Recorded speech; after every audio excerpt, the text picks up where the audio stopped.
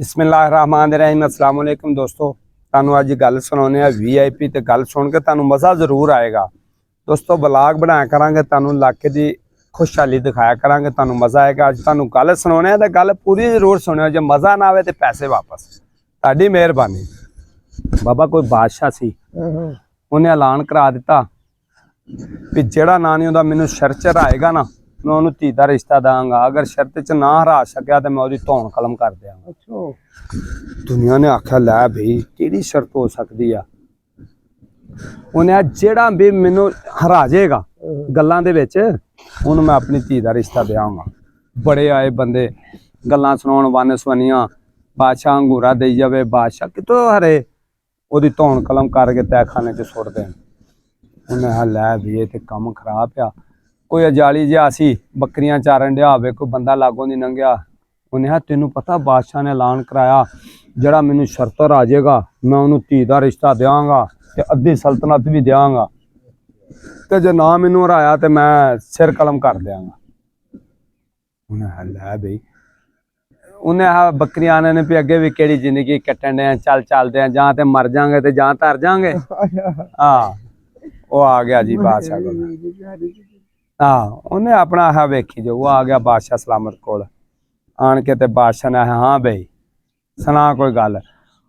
उन्हें बादशाह ने दसिया अपनी शर्तां पियाव्यां में, तू गल्लां कर कोई, जे मैनू शर्त च जावें हरा मैं तेनू अद्धी सल्तनत देंगा ते अपनी धी का रिश्ता देंगा, अगर ना हरिया तो मैं धौन कलम कर देंगा।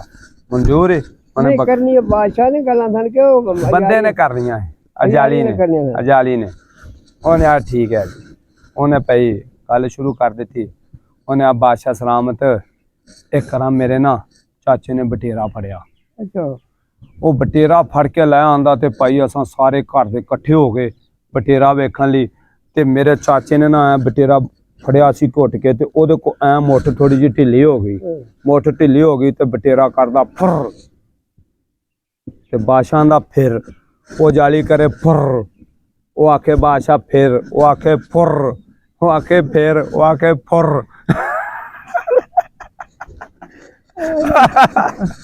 उन्हें फुर फड़ लिया, बादशाह फिर फड़ लिया, उन्हें मर गए भी। बादशाह हक गया, वो आके फिर वो जाली करे बकरियां वाला फुर।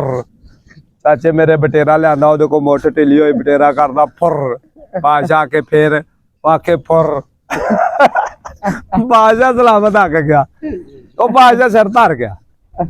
उन्हें ताड़ी भैन नूं किस्मत की गल हुंदी है, जदों अल्लाह मियां बाबा बदल लगे बंदे नूं नहीं दसदा। नवीं गल है बाबा, ये गल सच्ची हो। वो फुर फुर विच ओ भाई बादशाह कोलों शर्त जित गया। उन्हें आ भाई इनू मेरी अद्धी सल्तनत दे दिओ ते इनू ना नहीं उदा मेरी धी का रिश्ता दे दिओ। वो जाली पई धी का रिश्ता लै गया बाबा फुर विच ही, ते नाल अद्धी सल्तनत का मालक हो गया। बकरियां ने बेचतियां, नवाब बन गया। ते अल्लाह मियाँ जो जिंदगी बदल लगे नहीं पता लगता बाबा, अल्लाह मियाँ दे रंग अल्लाह मियाँ जानदा। वा तू इज्जु मन तशा वा तू जिल्लु मन तशा, इज्जत और जिल्लत रब दे हथ विच है, बंदा कुछ नहीं कर सकता। जी करे रूड़ी तो चुक के बंदे नूं आसमानां ते पा दे बाबा, जी करे आसमानां तो चुक के बंदे नूं रूड़ी ते पा दे, इहदे च कोई गल नहीं आपां कह सकते।